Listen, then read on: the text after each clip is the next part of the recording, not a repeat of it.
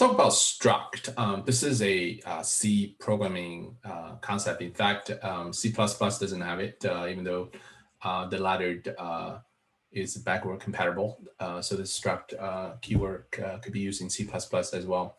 So as a C concept, a struct is a way of defining a physically group a list of variables, functions under one name, right? So you can think of this struct as something that is very similar in C++ class, where we can group a list of properties and behaviors together.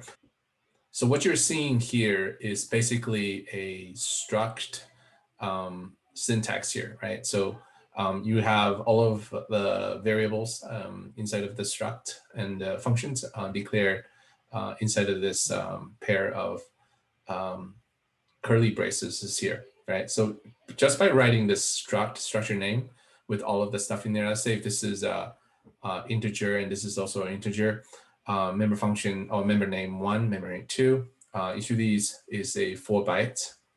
So this struct would then have a total of 8 byte memory.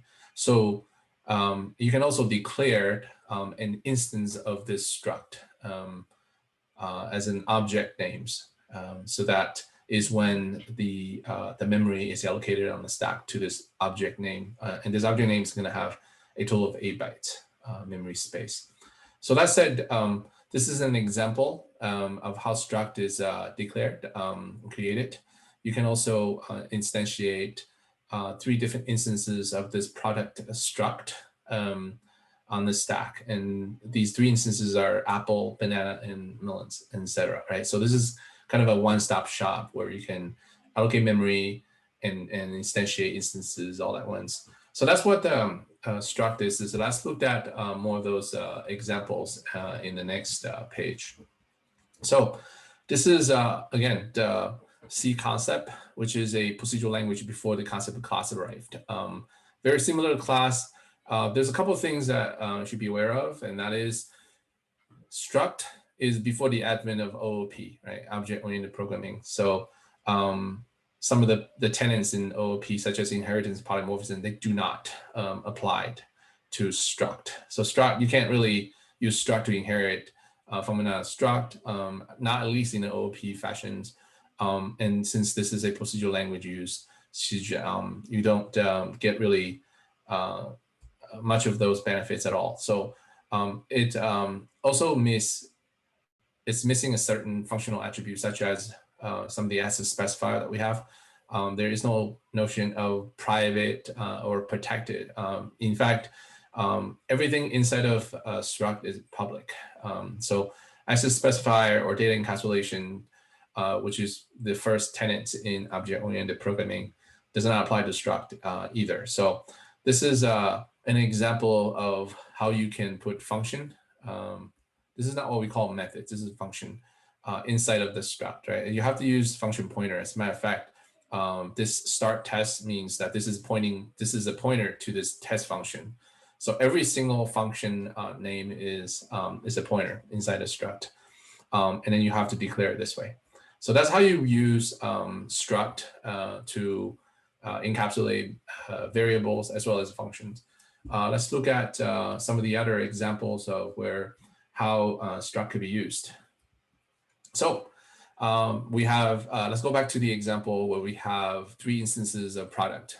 Each of these product, let it be, it should be produce actually in this case. It should be apple, banana, and melons. So you have 3 of these, and every single one of these has got weight and price in it. So float, this is a 8 byte, and integer, this is a 4 byte. So every single one of these instances occupies about 12 bytes of memory space. So you have 3 of these instances at runtime. You can use the dot operator because every single one of these instances is allocated on the stack. Okay, so there's no dynamic memory allocations here.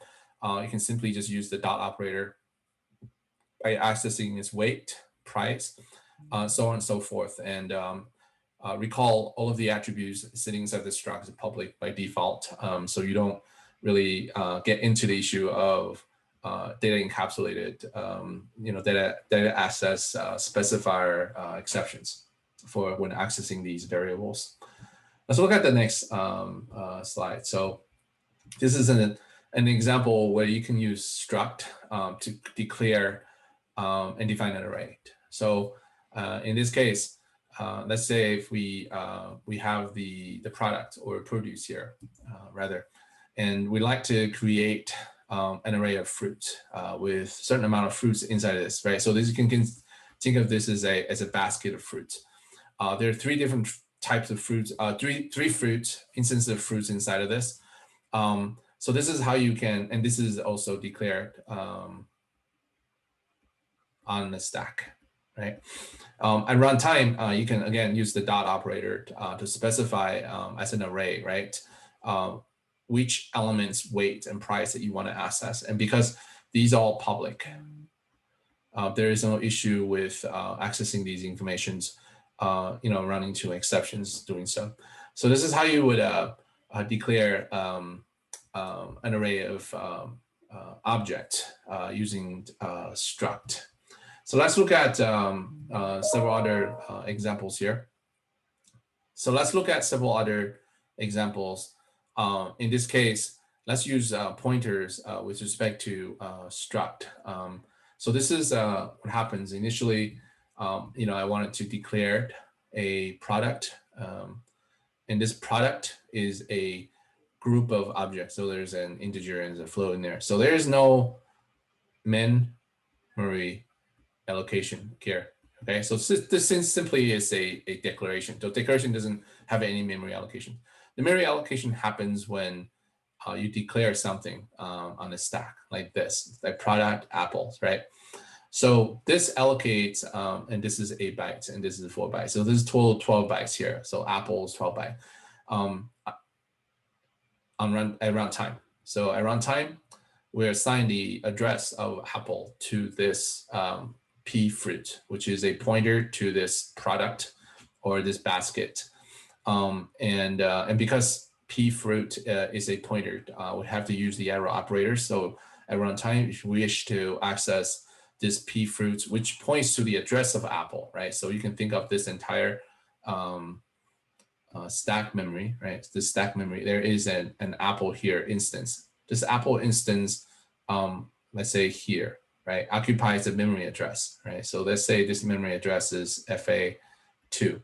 Then what would 0 times FA2? So what would happen is by way of using p fruit, referencing its weight and price, would simply tell your program to go straight into this 0 times FA2, where apple is referenced, and access this apple's weight and price information there, right? And of course, with struct, there's no default value to it. So by accessing these information directly without initializing it, very, very dangerous. But then again, this is how pointers are used in reference to struct. So very similar to class concept in C++.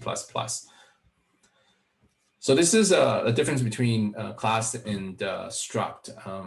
Like I said before, C++ came much after, about maybe 10, 15 years after C.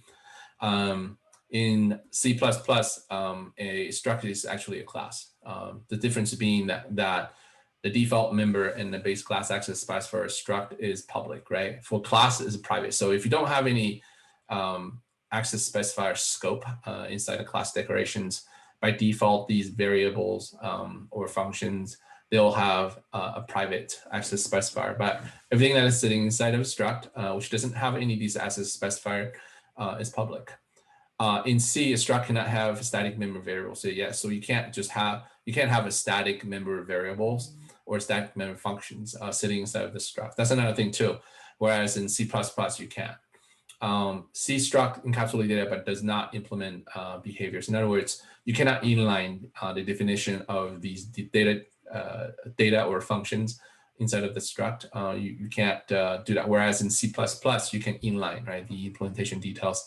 Struct can also give you certain OOP, right? So this includes data encapsulation, inheritance, and polymorphism. Not just inheritance, polymorphism, right, but also data encapsulation as well. So there's no such thing.